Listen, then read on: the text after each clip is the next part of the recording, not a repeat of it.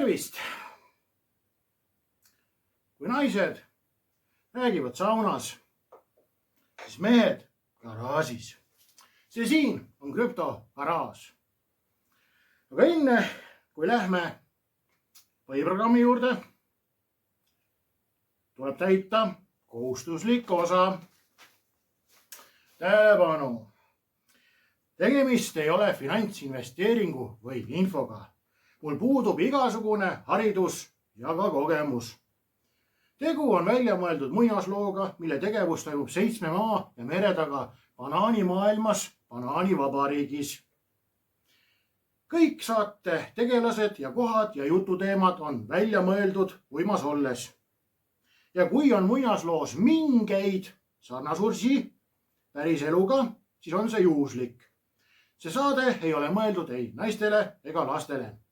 Antud saate tegija kasutab vulgaarset keelt ja on väga labane. Iga kord, kui saade hakkab, suitsetan ma kommileevi, vanu rehve ja joon puubeeritust. Ja kõik see, millest ma räägin siin, saadetakse mu pähe meditatsiooni teelt. Krüptovõti Marta poolt. Tänan tähelepanu eest. No hei, siin krüptogaraaž ja Marta bängeruudistega tagasi. Vahepeal oleme teada saanud, et Epsteini failid on avaldatud osaliselt.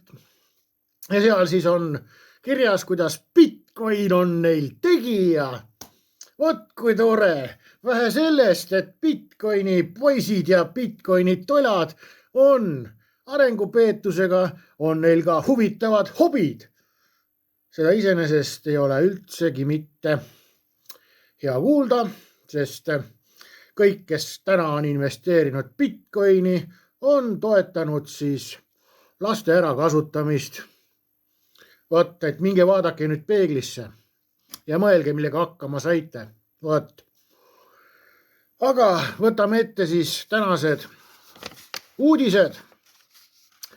Ripple toetab $280 miljoni väärtuses teemantide digitaliseerimist XRP ahelasse. Billiton Diamonds tokeniseerib XRP Ledgeris $280 miljonit teemante. Muutes omandiõiguse läbipaistvaks, lihtsamini kaubeldavaks plokiahelaks. Siis Contralt vastutab digitaalseks muutmise eest, samal ajal kui Ripple tagab varade turvalisuse. Ehk siis on Ripple ja need, kes mulle maksavad, nendele on siis üks mahlane krüpto, seesama krüpto, mis ma teile privas kirjutasin, seesama krüpto, mida te ei suutnud leida. Ja ma ütlesin, kust te leiate selle, vot täpselt seesama krüpto on jälle tagasi. Vot, siis vahepeal on saanud Ripple Luksemburis siis täieliku loa tegutseda elektroonilise raha emiteerijana. Vot kui tore. Ja mis on tänase päeva veel kauamängiv uudis, on see, et Singapuri SP Digital Markets teatab, et on lõpetanud reaalvarade tokeniseeritud võlakirjatehingut, mis hõlmasid intellektuaalomandi väärtpaberiks tegemist. Nii, üks tehing oli $30 miljonit väärtuses muusikaalbumitega seotud võlakirju, teine puudutas esindusõigusi. 2025 aasta tehingud on märkimisväärsed, arvestades, et SPDM keskendub institutsionaalsetele investoritele, aga nüüd nad siis mängivad ka plaate. Vot, ehk siis muusika on ära tokeniseeritud. SPI Digital Marketsi tegevjuht CK Ong ütles, kuigi suur osast turust kasutab tokeniseeritud toodete ümber käivat hüpet, haipi, siis on meie prioriteet alati olnud distsiplineeritud ja reguleeritud struktuuride elluviimine ning selged raamistikud nii emitentidele ehk siis ringlusesse laskjatele kui investoritele. Hiljutised tehingud peegeldavad seda. meeskonna võimekust struktureerida intellektuaalset omandit ja luksusvaradega tagatud võlakirju institutsionaalsel tasemel. 2025 aastal tõi Financial Times esile kasvava huvi traditsiooniliste muusikaõigustega tagatud võlakirjade vastu, hinnates, et aasta esimese 3 kvartali jooksul emiteeriti 4,4 miljardi dollari väärtuses. Ehk siis neid muusikavõlakirju emiteeriti. Samas tekitab kasvava nišvaraklassi ühendamine teise nišituruga tokeniseerimisega märkimisväärseid väljakutseid. Seda on varem proovitud, on ja bla bla bla, aga kes siis olid seal osalised selles projektis? Ja täna siin 3. veebruaril 2026 saame teada, et SB Digitals või SBI, siis Singapuri finantsfirma, on sõlminud partnerluse kellega, ei kellegi muu kui Ripple'iga. Pikaajaline koostöö SBI Ripple Aasia kaudu, mille eesmärk on siis edendada RippleNeti ja XRP kasutust Aasias. Piiriülestes maksetes, miks see leping sõlmiti.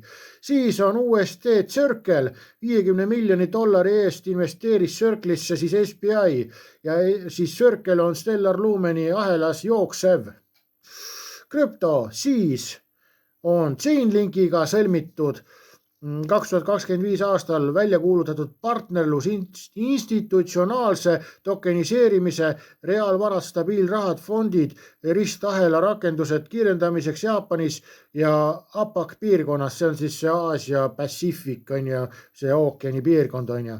Chainlinki oraaklid toetavad SBI plokiahela infrastruktuuri pankadele ja reguleeritud varadele. Ja mis me veel leiame? SBI on loonud siis ühisettevõtte. Mis see ühisettevõtte? SBI XTC Network APAC ehk siis Aasia Pacific, see ookeani piirkond.